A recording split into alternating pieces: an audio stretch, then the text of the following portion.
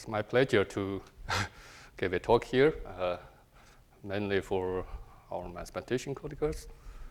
Let me see, this is really high. So I started as my focus is on Higgs boson. So it has been known for a long time, and especially since about 2 years ago, the discovery of the Higgs boson at the CERN, Large Hadron Collider, which has created a big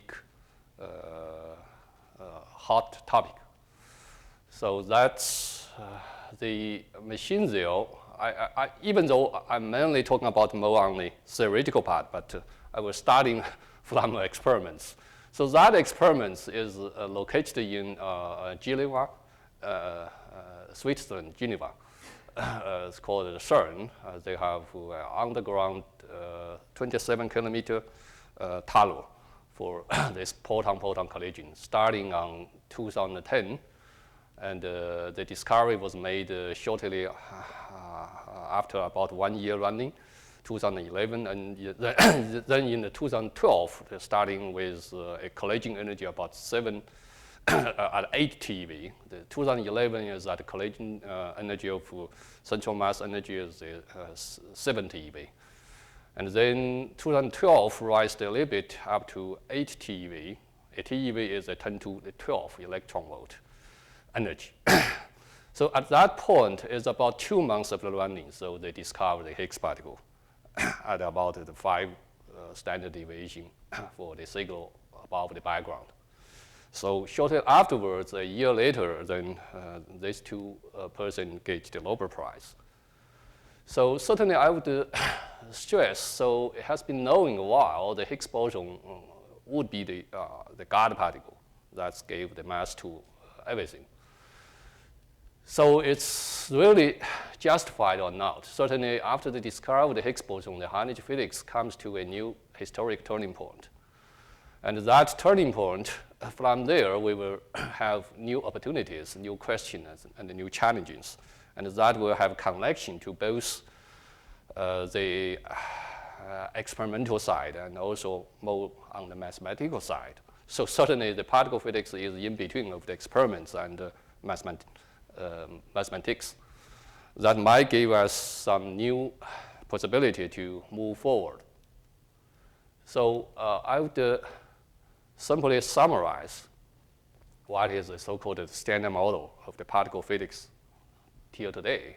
So such a model is extremely impressive. You can write down the fundamental theory, the so-called Lagrangian, in 4 lines. So the first line is a gauge field, the spin 1. The second line is a quark. Second and third line a quark. The second line is basically the kinematic term for the quarks and the leptons. And the third line is basically the Higgs boson interaction with quarks and leptons. That is very important. I will emphasize later on. And the last line is about the Higgs boson itself. It's a spin 0, weak SU2 iso doublet, which can form a mass term and a potential term and a kinematic term. That's everything we have. So for a long, long time, I mean, since 90s, the last quark has been discovered, is so-called the top quark at the Fermi laboratory. And then almost the people waited for more than 40 years, at least about 40 years, after the Higgs boson was proposed, I mean, in the late of the 60s.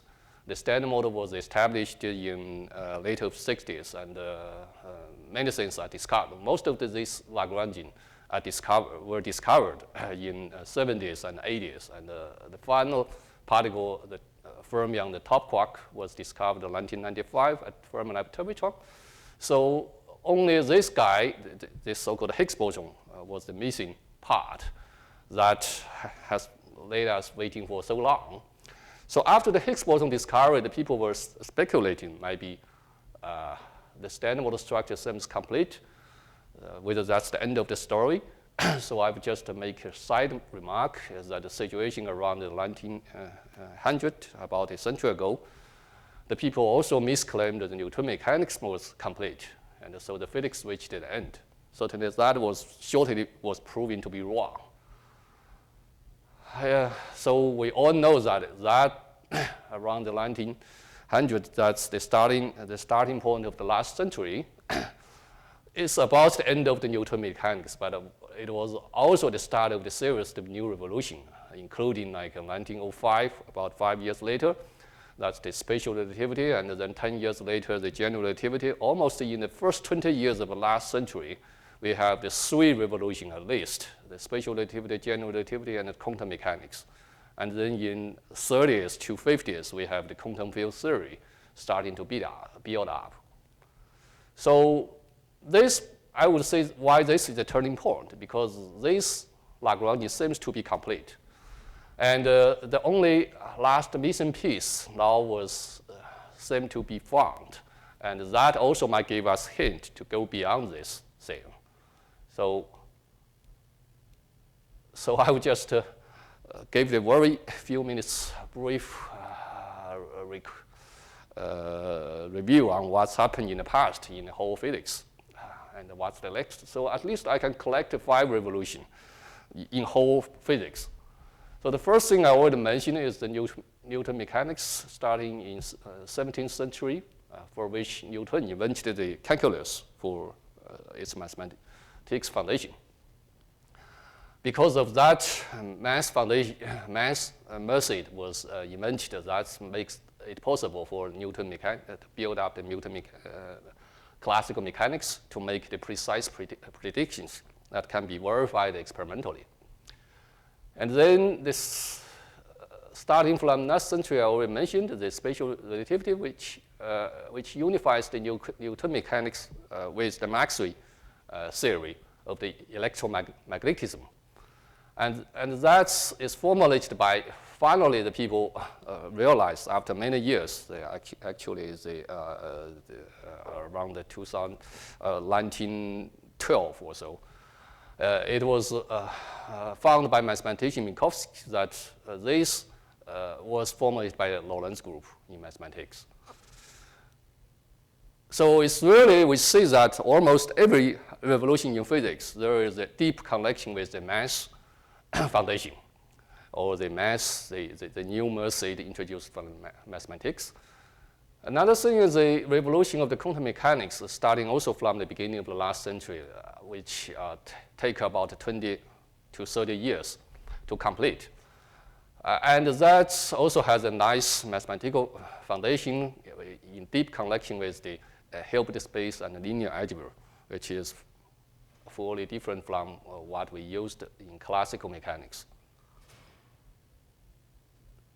So the first revolution I would classify as Einstein's general relativity, created around the 1915, which is deeply rooted in the Riemann geometry. That was something like 50 or 60 years ago, before Einstein.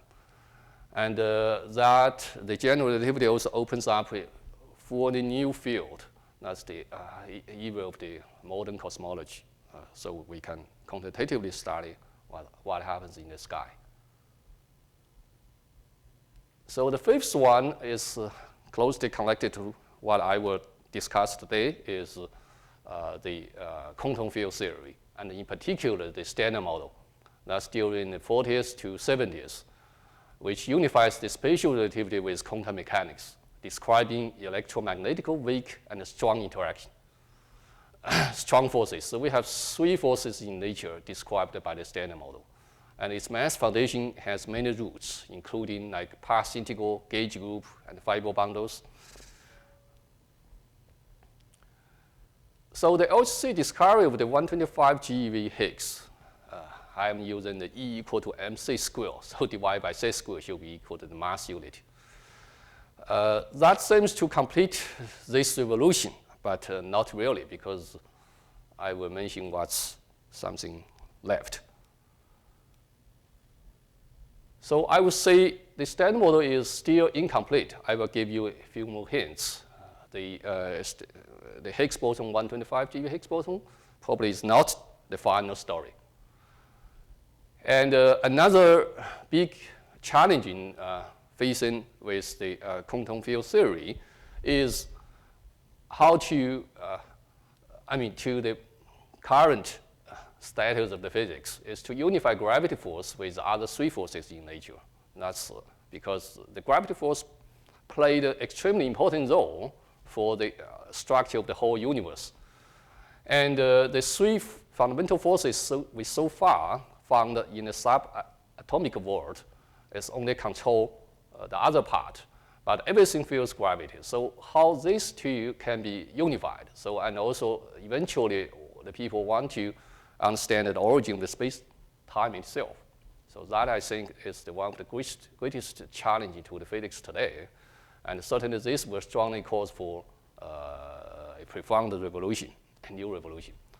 Certainly we have a leading candidate already, that's the string theory. That's the most people are familiar with, including our founder of the Club Yale is here. So I would think the next step, certainly besides the mathematical and the theoretical attempts, the experimental test will be crucial. And we will ask why, especially why we want to give, like I just mentioned in my first slide, the Large Hadron Collider at CERN with the proton-proton collision in the past 3 years, as the collision energy is 7 to 8 TeV, and in May, in a month or so of this year, the CERN will have Large Hadron Collider upgraded to the 13 TeV, almost double the energy, to roughly explore about the 10 TeV, and why we need also go up to 100 TeV energy scale, at least in our foreseeable technology, to maximally probe the physics. Certainly, there are a number of things around the market people have been discussed extensively. One is the supersymmetry, also the dark matter, and additional new forces and new particles. So this slide, I would summarize how the standard model comes from, how does it arise. So I've just review, I just talked in a couple of slides before. The classical mechanics, basically we can have two parameters. One is the h bar, is a measure of the size of the angular momentum, and the speed of light, I call c. So the classical mechanics certainly is for angular momentum much larger than h bar, and the speed of the particle much smaller than the speed of light. So then why we need to go to quantum mechanics? Once the angular momentum can be arbitrary, like comparable to h bar, so we have to go beyond the classical mechanics. But still, when the speed of the particle is much smaller than the speed of light, that's the conventional quantum mechanics. The first 2 years of the physics students will learn about. Another thing is we go to arbitrarily large speed can approach to the speed of light as much as you can. And then we also need to abandon the classical mechanics. That's the spatial relativity. But the spatial relativity in classical sense still deal with the object which with the angular momentum much larger than h bar. If we want to deal with a particle with any speed, arbitrarily close to the speed of light, for example, or the arbitrarily small angular momentum, and then that we need to combine both of them. That gave us the quantum field theory, and that's including a spatial realization. That's most of the successful theory that can describe nature with the three fundamental gauge forces. That's called the standard model. The three gauge group, SU3 for the color force, SU2 for the weak force, and the U1 for the electromagnetic force, down to the precision of the 10 to minus 16 centimeter. Certainly there is a fourth piece, very important, how that can be combined with this picture. That's the gravity, the general relativity. We know the general relativity can be described by a quantum field theory in an effective viewpoint, but certainly it's not as the same footing as these three theories, because they are standard field theory and it's renormalizable. So it's UV insensitive. And this one is non-renormalizable in a traditional sense. So it's UV. Ultraviolet behavior is badly behaved. So one have to find the UV completion such that you can combine the quantum gravity with the standard model. So that's one of the big challenges here. But there are a number of directions, number of hints which can give us clues how to combine them, and especially including the possible experimental test I will mention shortly.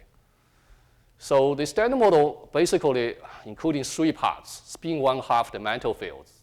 So it turns out the mantle fields is spin 1/2 the fermion, the quarks, and the leptons, neutrinos fall into 3 families. So the quantum number are identical. So why there are just 3 families, but not 4, not 2? So there are a number of the reasons I don't have time to discuss today.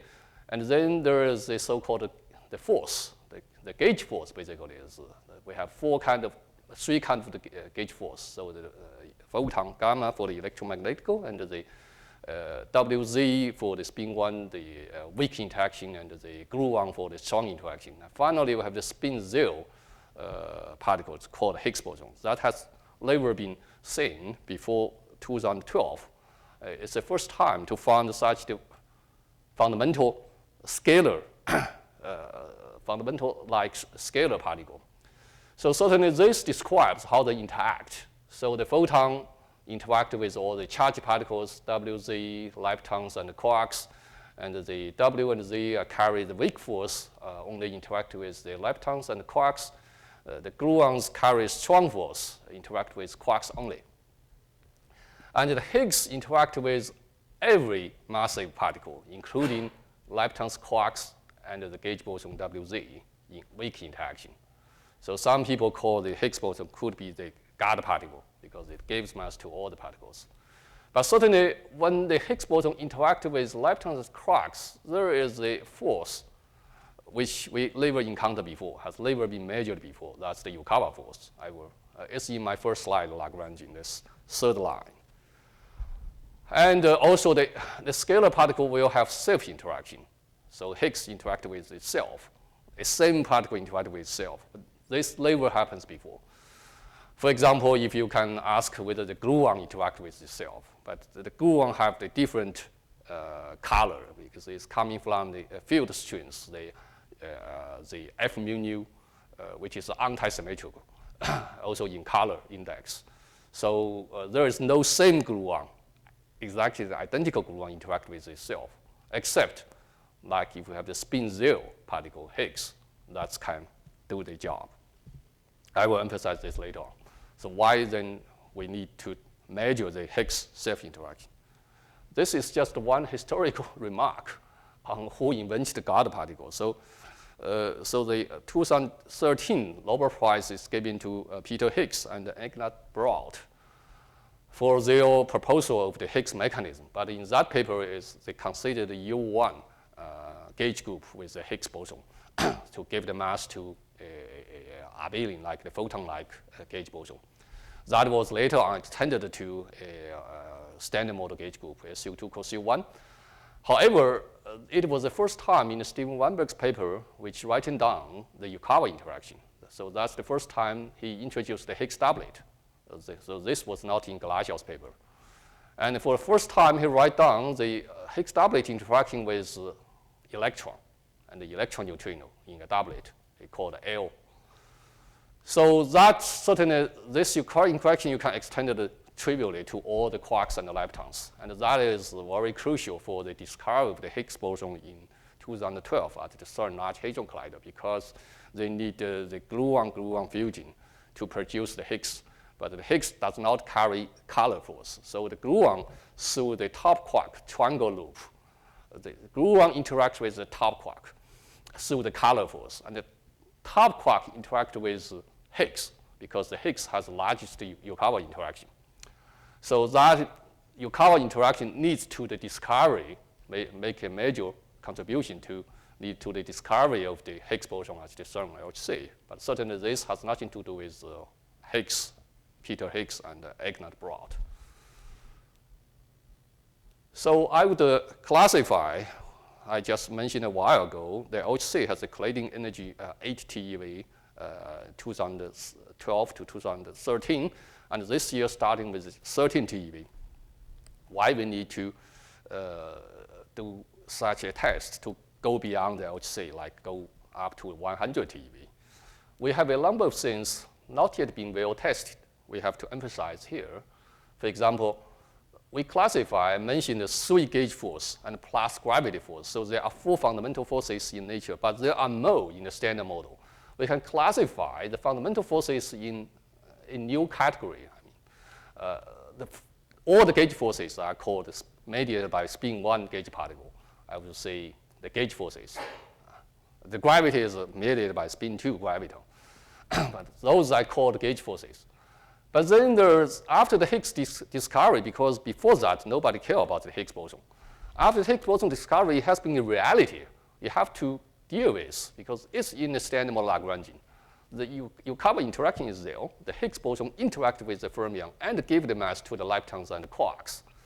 So that's the Yukawa force. It's a new force we never seen before. That's the new thing, even in the standard model, has been never tested. So nobody, if someone claims the standard model is complete, we will say this has been, the standard model hasn't been tested yet. There might be clues to go beyond the standard model even.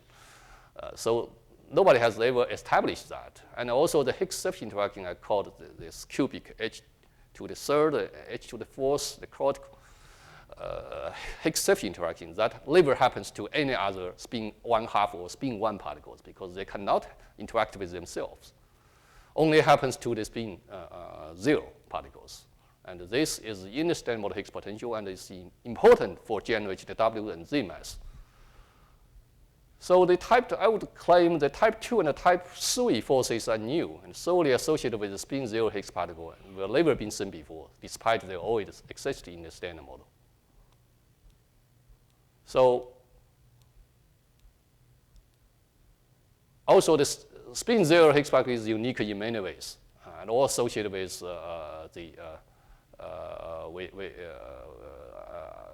all its associated forces are not yet directly tested. Probably the gauge force is slightly more sensitive at the LHC. I will show you shortly, but not the type 2 and the type 3 Yukawa and self-interacting forces. So that's a big challenge. So this slide, I just summarize what happens the LHC can test currently, and even including next few years. So it turns out that, for example, look at the Higgs interaction with the Z boson, the W boson. It's something the LHC running, I mean, from this May for the next few years can reach at about 13 to 14 TeV, can reach something like 5 to 8% level of the precision. But then the Higgs to gamma, gamma, and the photon, especially the Higgs to fermion, like say the Higgs to B quark is 15%. It's much, much less precise. And the tau is something like close to 10%, and also some invisible decays. So the LHC has, in order to establish a new theory, it has to do precision measurement to quantitatively test every corner of your theories so you can establish. Certainly this is a not good enough test to say whether this Higgs boson is just the standard model Higgs boson or it includes some additional new physics contributions. So I will always summarize here, and especially why you say I even don't list like the top quark measurement, the electron to Higgs coupling, or the muon coupling, because those are too hard, almost no hope to probe at these colliders. So basically only have weak sensitivity to Yukawa couplings like H tau tau BB and TT at the order of the 10 to the 15%. But LHC cannot probe most of the other Yukawa couplings. Those are new. And these Yukawa force are flavor dependent, which means interaction strengths different from the gauge force. Gauge force is universal, but the Yukawa force differ by flavor, depends on which quark, which lepton they couple to. Different leptons and quarks, they have different Yukawa strengths. So that's very strange. And also Higgs can hardly probe the Higgs interaction. And so therefore, certainly LHC cannot establish the Higgs boson as a God particle. There are some additional motivation I will mention shortly. So the conclusion, even within the standard model itself, at the current status, I would already conclude we are strongly motivated to quantitatively test the so-called type 2 and type 3 new forces, which is the Higgs Yukawa forces and the self-interaction forces. Those are mediated by Higgs boson. These are all new. So this requires to go beyond certainly the current the CERN Large Hadron Collider. One attractive option is nowadays is actively discussed in the high energy physics community, both in Asia and in Europe, in US. So there are currently the two options. So one is the high energy circular collider, so-called the electron-positron circular collider. So this idea is similar to what happens at CERN 30 years ago, starting about 20 years ago, starting with the LAP, the electron-positron large electron-positron collider, around the like the 100 to 200 GeV collision energy. And then in the same TALO, the 27 kilometer, 7 TALO, after 10 years of running, switched to the proton-proton collision at a much higher energy. So that's what LHC is doing. So during the whole 9 years, so the lab has the electron-positron precision measurement. So that established the standard model at the quantum loop level. So that's also needed a Nobel Prize of the last Nobel Prize of the previous century, 1999. That's gave to a Tufte and Werthmann for establish the quantum corrections to the standard model. So in the 2008, switched to the OHC model for the PP collision for the discovery. So shortly afterwards, 2010, starting with the 7 TeV running in end of 2010. So 2011 has the collision energy 7 TeV, and the 2012 with only 2 months of the running at 8 TeV, need to discover with Higgs boson. So with the same model, we would say maybe we should, after we know the Higgs boson is 125 GeV, so the ideal Higgs factory to produce in the lifetime collider is the E plus E minus collision with the central mass energy 240 to 250, with a TALO, say, 50 to 80 kilometers. And in the same TALO, you will be able to build up a proton-proton collision, similar to the current status of phase transition from lab to LHC. You can build up a much higher, the super proton-proton collider with a central mass of 50 to 100 TeV.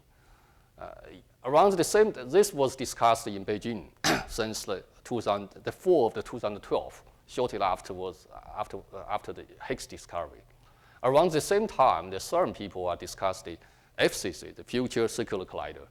So in both lifetime model, which has the higher energy, 250 to 350 GeV, that can also give you the top quark threshold, top quark pair production option, and also with a PP collision option with the central mass of the energy 80 to 100 TeV.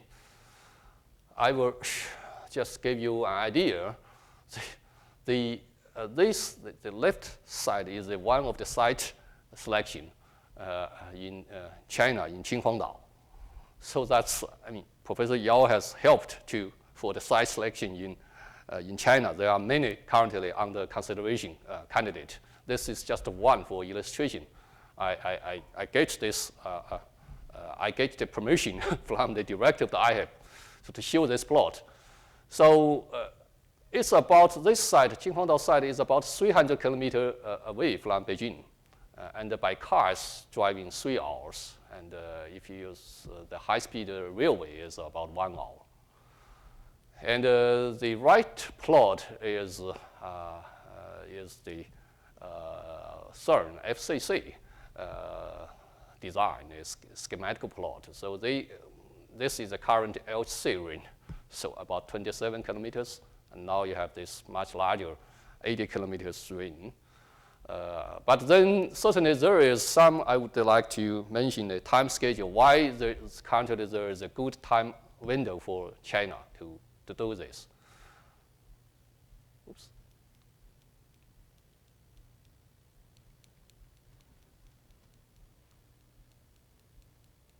Sorry.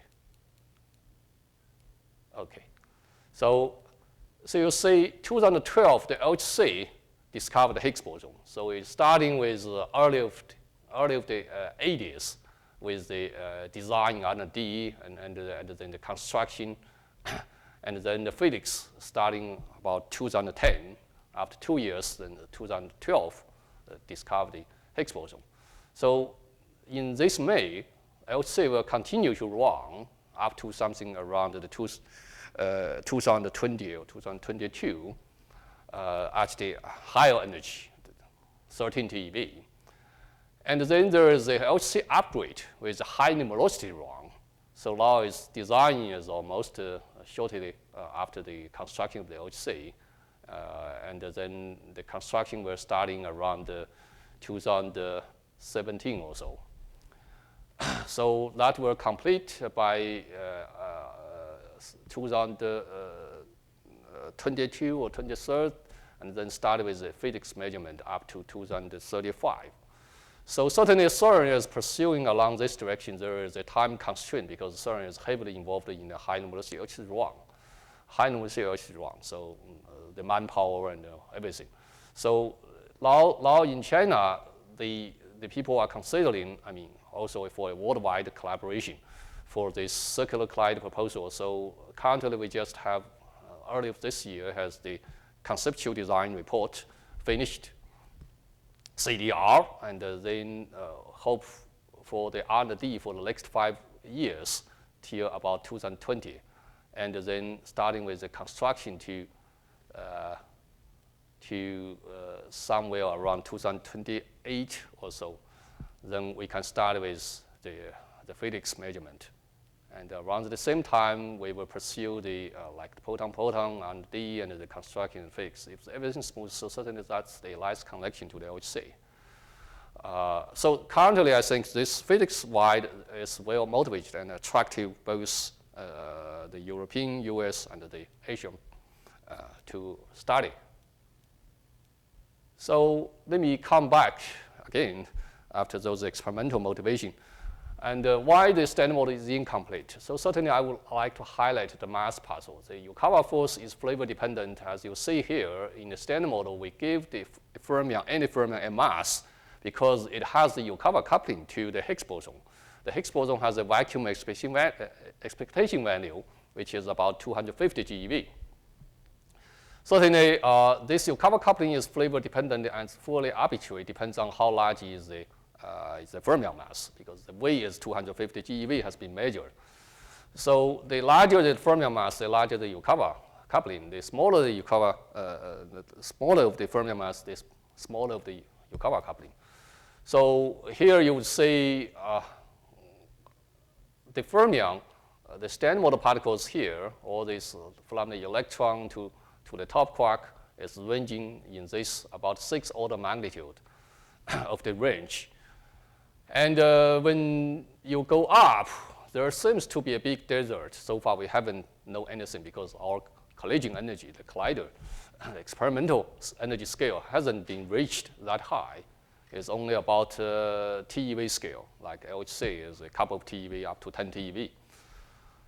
And then, so certainly, I will justify why there is something we need to do around 100 TeV. And also why there is another side for the neutrino mass. That has been a revolution since 1998 after the discovery of the neutrino oscillation. Certainly, I will explain to you the neutrino mass, even though it's so small, like a sub-electron volt, but it's natural. So we can naturally explain the neutrino mass. But there is something additional unnatural. We can explain something in connection with the Higgs boson. So if I plot the masses, I use the log scale in this plot. But now if I use this plot to use a circle, the area of the circle is proportional to the particle mass. So I plot this. For example, if you look at the neutrino, it's because neutrino mass is so small, it's 0.5 electron volt or smaller. So it's just a point. But then the electron is slightly larger, but it's still just like a period. And then you see there are 4 particles stand out, all at the weak scale. That's the W boson, Z boson, top quark, and the Higgs boson. And in fact, if you plug in the current experimental data measurement, you will find that this relation works perfect within 2%. The top quark is about 173 GeV. This guy is about 80.4 GeV. This guy is about 92 GeV. And the Higgs boson is 125 GeV. So you plug them in and found there's a very extremely simple relation. And we don't know what's the underlying theoretical reason for that. But certainly we know these 4 particles standing out at the weak scale. They have masses in connection to the big scale. And also the Higgs boson vacuum excitation value here, V is 250 GeV divided by √2. That's the right about the top mass. So that's why the top Yukawa coupling is extremely large. I claim is just 1 for the top quark Yukawa coupling. So then you will say, so I would claim only the top and the neutrino masses are natural. I always gave why the top mass is natural, because it has a Yukawa coupling just 1. It's connected to the Higgs vacuum excitation value. And then you would ask why the neutrino mass is natural. After all, it's around 0.01 to 0.1 electron volt. Because once you include the right-hand neutrino, the right-hand neutrino can be a Majorana neutrino. The Majorana particle is identical to its antiparticle. So that allows us to have this seesaw formula. So that's the V squared divided by mr, the mass of the right-hand neutrino. The right-hand neutrino is a singlet, so it can be a Majorana particle, and it can be as large as the grand unification scale because it's not bounded by standard model. So that naturally gives you a small neutrino mass. So then what happens unnatural is in between here, right? So you say electron Yukawa coupling and the top Yukawa coupling, the ratio is equal to precisely in the standard model, electron mass divided by top mass. So it's 10 to minus 6. It's about 6 order magnitude smaller than 1, starting from your Lagrangian at tree level. So we don't know why this happens. So we don't really understand the origin of the Yukawa coupling or the origin of the fermion mass. You could generally ask how to probe the scale for the fermion mass generation. Where is the fermion mass scale of the fermion mass generation? So about 10 years ago, we did a very model-independent general study. We just starting with the 2-to-n scattering. Traditionally, people started 2-to-2 scattering. Say electron go to W plus W minus. So we say we have electron-positron collision scattering go to NW or NZ, final state. So for the inelastic channel, you can study the scale of the mass generation. If, say, the electron, you turn off the electron mass, you do this scattering. Say, here is the electron. So I do this scattering, I found that my scattering amplitude will violate unitarity, which is the bad news for the quantum field theory, because which is based on the probability conservation. So if I require my unitarity is conserved, I will put an upper bound on the scale for the new physics that will give the mass to the electron. So in here is that I vary the lump of the final state. I found that there is a minimum for this upper bound. That's 107 TeV. So if I ask for the top quark, so the top quark is just for the final state 2 to 2, n equal to 2, I get this strongest bound is about 3 TeV. So there are many particles in between, so that basically ranges in this table 3.5 TeV up to 100 TeV for electron. So it is also striking if you even take into plug in the neutrino mass. So the neutrino mass is only 0.5 electron. Here I take 1 electron volt or the 0.05 electron volt. Anyway, so it's around that range indicated by the current neutrino isolation data.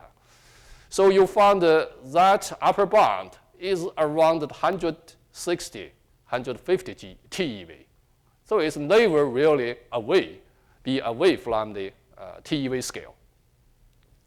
So here is what I typically get, the 158 TeV for the scale of the neutrino mass generation. So something has to happen for the light fermion mass generation around the TeV scale within 2 order magnitude.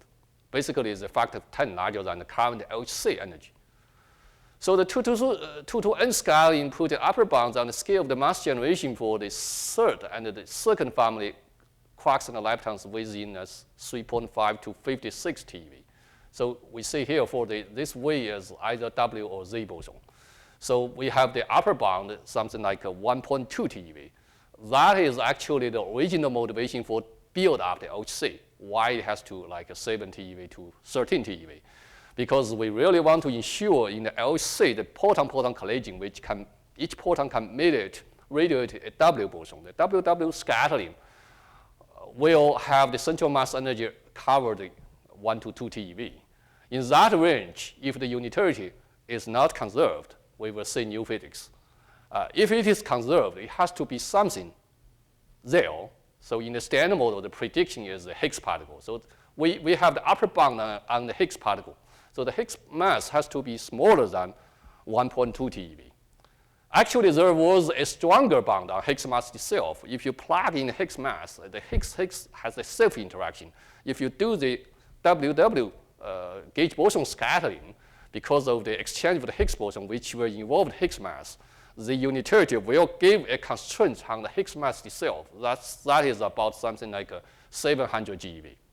But now we found the Higgs boson is 125 GeV, is a factor of 10 smaller than my upper bound. So this is a conservative upper bound. So all these upper bound might indicate the new physics could be well below, say a factor of 10 below 100 TeV. So then there is a good chance for the LHC and the additional collider to fully probe the TeV scale. The LHC is only, say, 13 TeV, so its sub-central mass energy for the WW scaling or those quark scaling is a couple of TeV. Certainly is not high enough to cover this range. So if you have the 100 TeV machine, so that's the central mass, the use of central mass energy will raise up by a factor of 10. So that's basically a good news to explore the mass generation for all the particles, especially light fermions in the standard model, including everybody knows the electron and the muon and so on, the mass generation. So for the first family, we say electron and the U quark, D quark is 17.7 to 107 TeV. So this is the strongest, one of the strongest motivation why we need to explore the TeV scale. And certainly, Nima is not here. He likes this argument. So there is another argument, the standard model is incomplete, no puzzles. One is a vacuum puzzle. So the Higgs vacuum is because there is a spontaneous symmetry breaking. That gave the Nobel Prize 2008 to Lambu because there is a symmetry breaking spontaneously and a non-trivial vacuum. But turns out that vacuum is unstable. So the standard model cannot be all the way up to, valid up to the Planck mass. So why is that?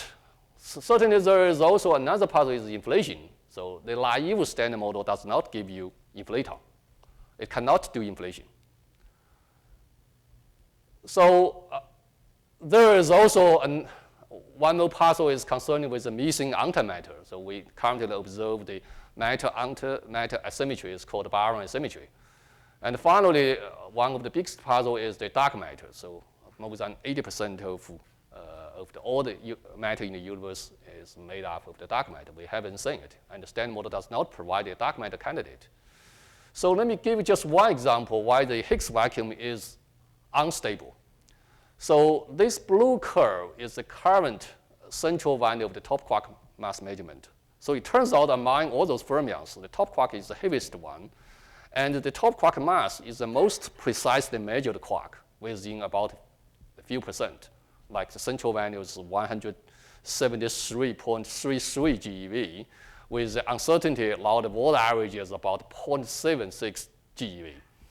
More conservatively is about 1 GeV uncertainty. So if you evaluate, so this is the Higgs self-coupling. If the Higgs self-coupling we know on my first slide, the Higgs self-coupling determine the shape of the Higgs potential. So if the Higgs self-coupling, it will certainly receive the quantum loop corrections. So therefore, there will be rounding effects, the renormalization group rounding effects. So when you evolve with your renormalization group scale mu goes up, and the lambda will reduce, will be running to smaller and smaller value. At some point, if the lambda runs to negative, and then your potential is turning over, is unbounded from below, the vacuum is unstable.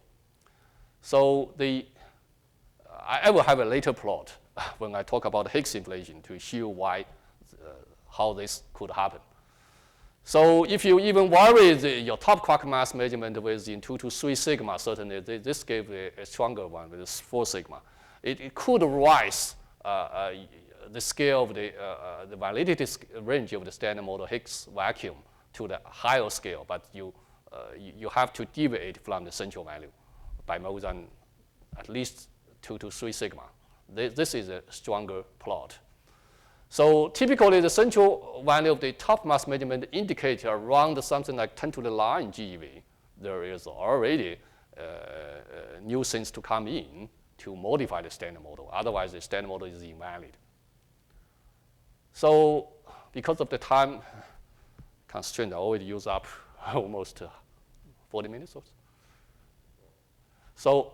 So I've just briefed to say, so we really want to measure this Higgs boson precisely. That's what's called the Higgs factory for the next tape measurement. So that's the 8 TeV LHC run in 2012 and 2013 shows something like this particle is quite standard model-like. It does not deviate standard model match. So therefore, the precision test is crucial. And if you go to the electron-positron collision, that's the major process is the so-called Higgs Z boson associate production. And there is a smaller one. So the major cross-section is here, the ZH production. And then there is the new H channel, which is much smaller. Sorry, it is around here. And this is the ZH. So if the two major channels, the green one, the red one, add up, that's give you the total. So that's why the major channel is still the ZH production. And that H will have like 125 GeV decay to different mode. And to the BB bar at the LHC, the hadron collider is very hard to detect. So even though the Higgs to BB bar has the largest branching fraction, about 60%, it's very hard to measure at the LHC. So the Higgs to BB coupling at the LHC is very hard to measure. And right now, it's still within 2 sigma, it's consistent with 0. But at the lifetime collider, we can measure this directly. So that's where we give you the biggest advantage. So you will see, this is from our detector simulation group. You can measure this branching fraction of the Higgs decay into BB bar to something like 0.5%. And to say WW 1.3%, 1.6%, the tau 1.3%. So that's already a great improvement down to the percent level or even sub-percent level for those type of the measurement, just through the process I mentioned. So the Higgs effective couplings to say I parameterize this in effective coupling. I expand everything in the electroweak eccentric braking vacuum. So effectively, when the physicists do Feynman diagram calculation, this is what you need. Like the Higgs cubic self-interaction with the coupling I called kappa 3. If kappa 3 equal to 1, that's the standard model. And now I want to measure this kappa 3 as precise as possible to see whether there is any deviation from the standard model. This is kappa Z is Higgs to ZZ, kappa W is Higgs to WW, and kappa gluon, kappa G is Higgs to the gluon, and so on. And finally, here I have the coupling, the Higgs coupling to the top quark. I certainly have a typo here. There should be TT bar. The kappa B here should be the BB bar. So, right.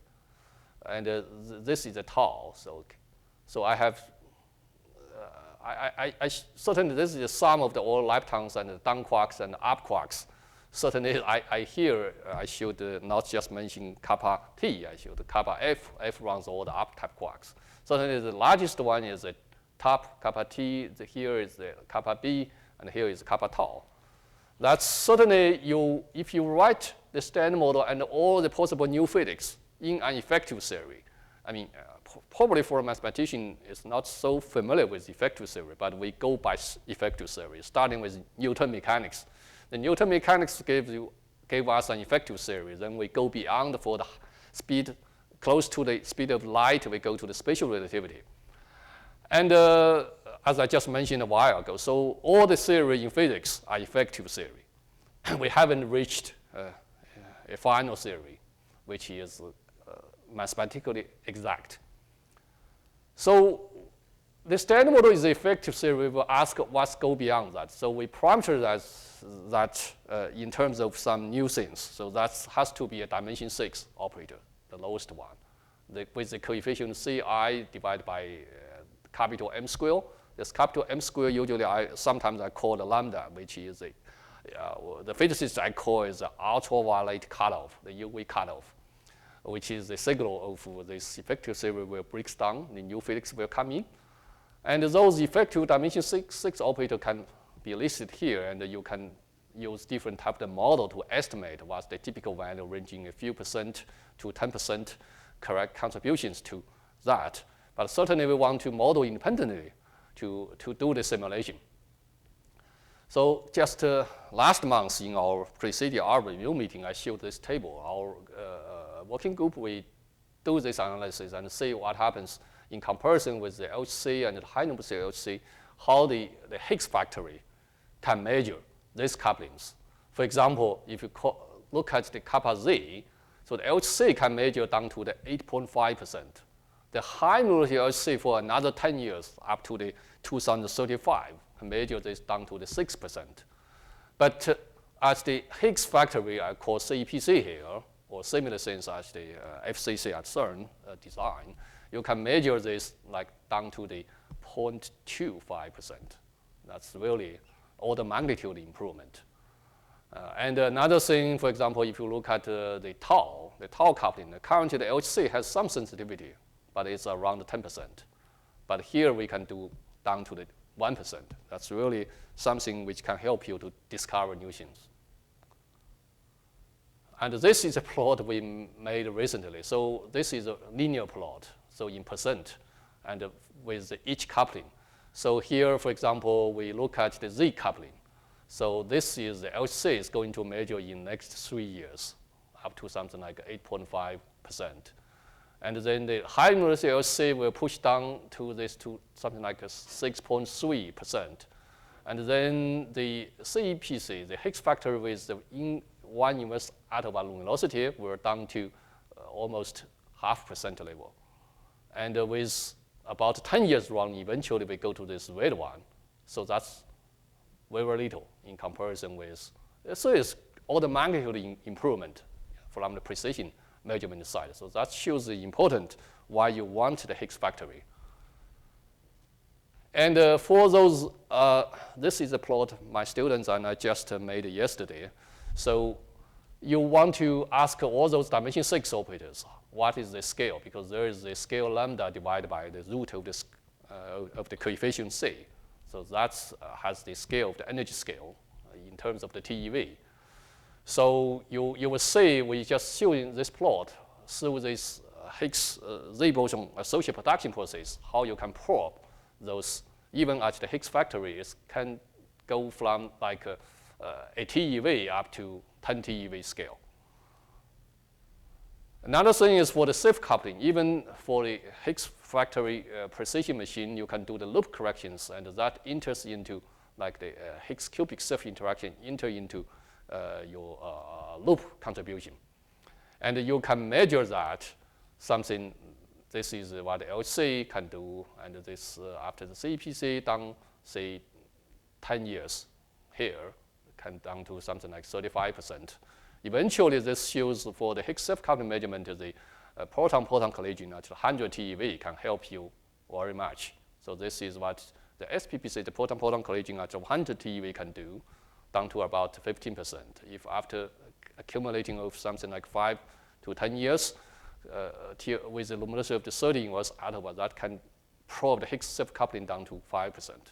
So that's something very, so because of time constraint, my second part is still ask the further question, why the fundamental scalar might do one of the two jobs. So as I already mentioned, serve the Higgs boson for the symmetry breaking and to generate the inertial mass for all the elementary particles, or serve as a scalar particle can serve as the inflaton to drive the inflation of the universe.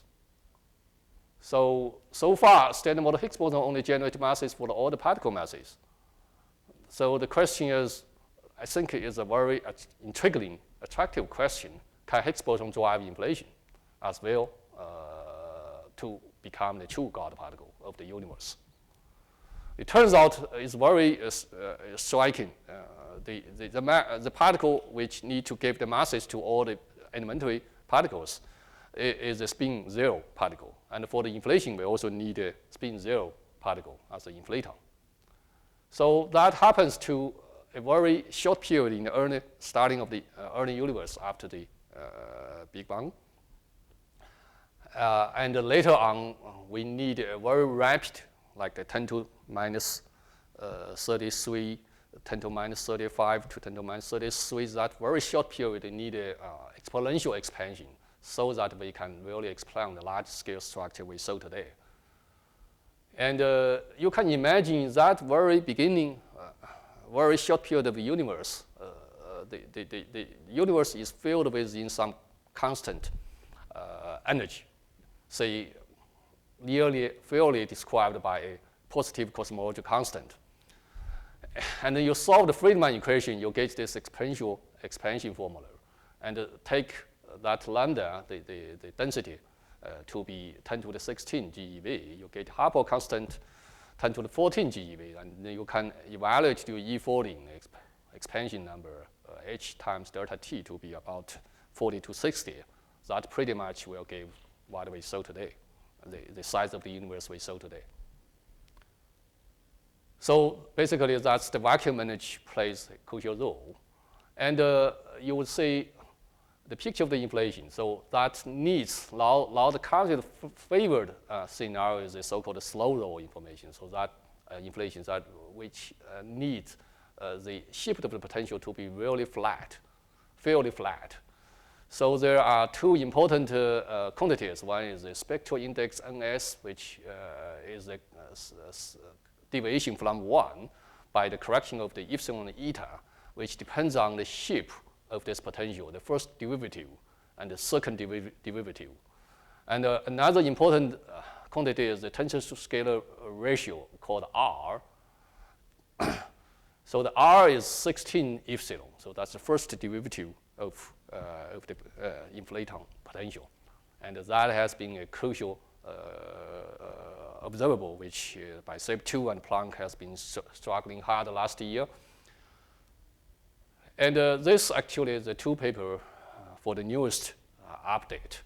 So for the combined, so what we say, if you have the Planck measurement about the V over epsilon, with that size, certainly you can make some estimate. And this is the current combined sense. So you will see the R is certainly not larger than 0.15. And the central value law is consistent with 0. So certain more precise measurement will be required. And the standard model Higgs potential we have cared about around the weak scale.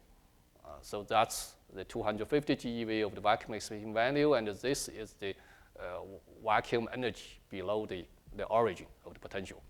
So it's about 1 over 4 times the lambda v to the 4th. So that's giving the current measurement with Higgs boson mass. We know this self-coupling is about 0.13, and the vacuum expansion value has been determined by Fermi constant. It's 250 GeV also. So we basically starting now to dealing with inflation. We have to use the effective theory That's the standard model plus general relativity. From some unknown might be string theory, some unknown fundamental theory from the high energy down, even though we cannot derive it yet, but we can effectively write it down. We load both of the Lagrangian, but we just combine them. Of course, we have to be careful to take into account their intersection term. So like so-called Jordan frame, I take the Planck mass unit. So this is the Einstein-Hepburn action, and then we have the Higgs potential here, and we do have a crossing term. It's sometimes called a minimum coupling, which is R times the phi square, with the dimensionless coupling psi.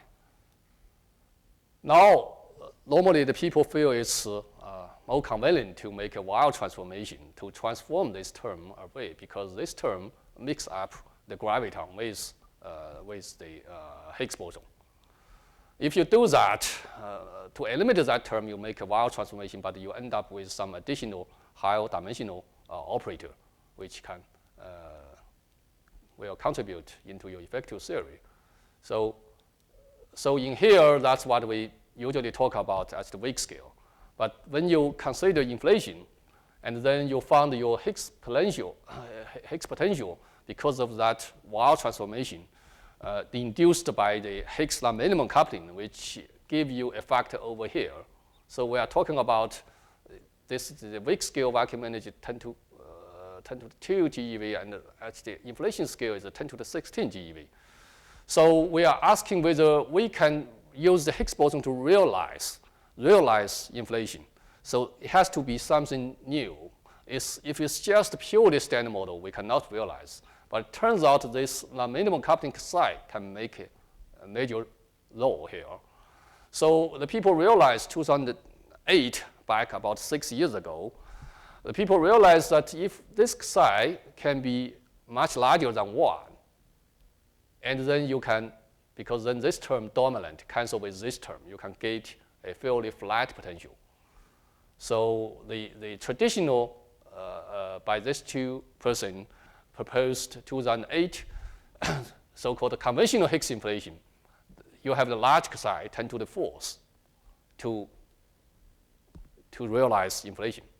But this is in trouble. You might worry that because of such a large psi, whether that will invalidate your perturbative expansion. So we did study about 2 years ago systematically for the unitarity issue, the validity of the perturbative expansion within this framework. And if you derive your effective Lagrangian induced by this minimum coupling, you will find that the Higgs boson, for example, coupled to WW and ZZ is modified by this amount. So in both this term and this zeta term. And then you can do the systematic calculation for like gauge boson scattering, and we found very strong constraints, like the current LC bound put the upper bound on the side to be 10 to the 15. And if you do your scattering energy all the way up to Planck scale, and this will push your psi all the way down to about order 1. And now if you calculate, take the conventional Higgs inflation, try to calculate what is the unitarity constraint, then you have to, because around the inflation scale, the Higgs background is large, you have to do a large background calculation. And we found that bound is much significantly weaker. So indicate if this is the inflation scale around the 10 to the 16, and the Higgs inflation prediction is psi to be something like 10 to the 4th. So it's consistent with unitarity bound. So the Higgs inflation is fine. So it is perturbatively calculable and it's reliable. But then there is a problem with, so we found that the unitarity is fine, but then there is instability problem, right? So even though you can do perturbatively order by order, but certainly up to quantum effects, so the quantum correction matters. So you found that the Higgs potential turns over. So still the Higgs inflation cannot hold all the way up to inflation scale, 10 to the 16 GeV. So the reason is, I mentioned earlier, why this instability happens is because if you do the renormalization group running for the Higgs self-coupling, they are both bosonic Higgs loops and the fermionic loops, like the top quark loop. And these two have a different sign. If you don't have supersymmetry, these two are not cancelled, so in the standard model.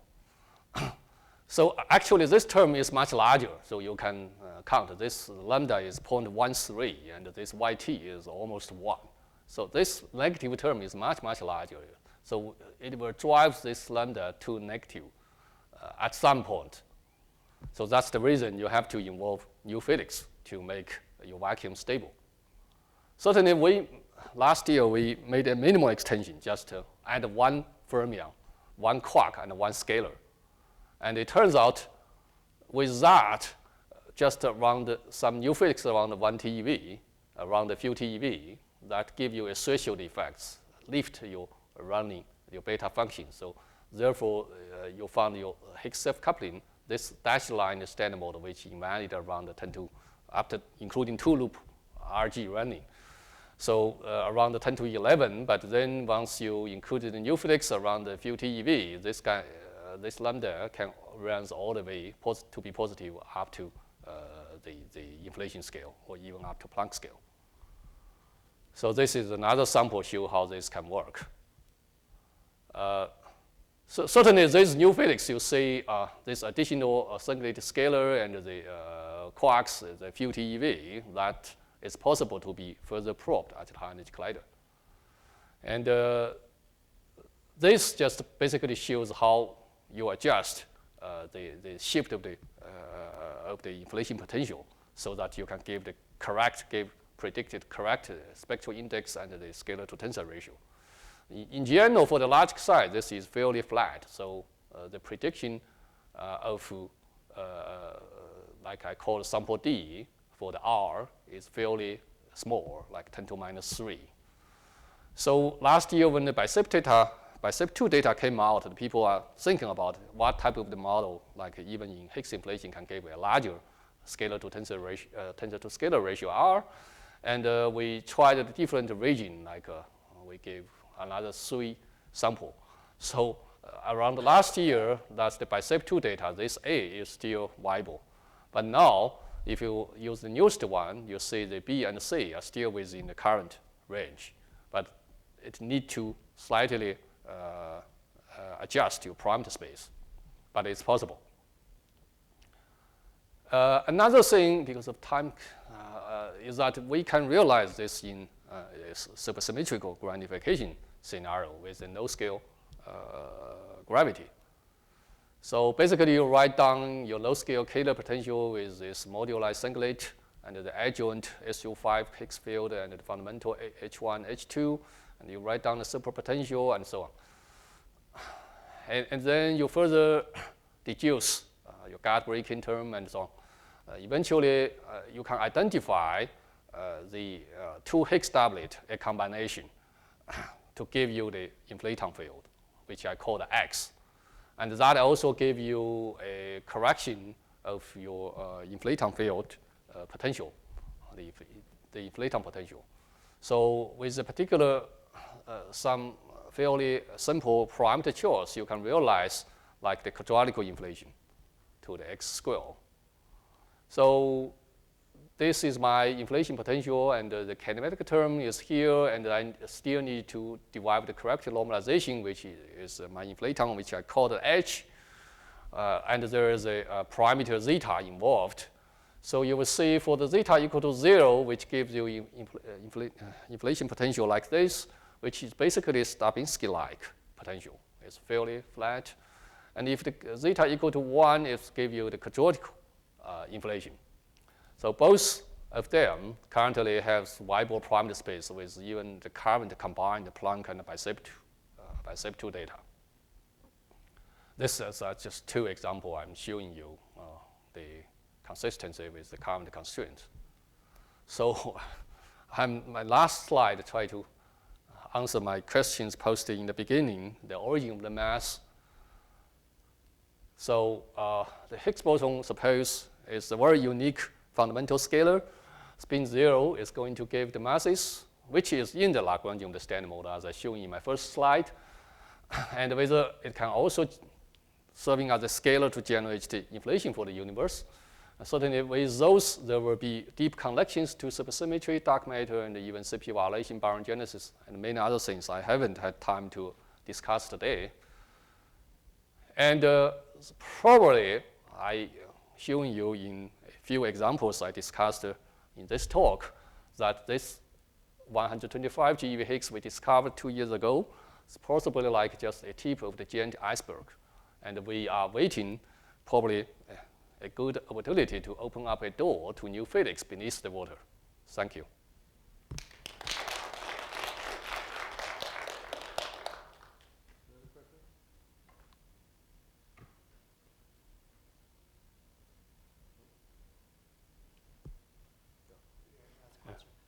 So what's the favorite value of the tensor to scale ratio R Higgs inflation models?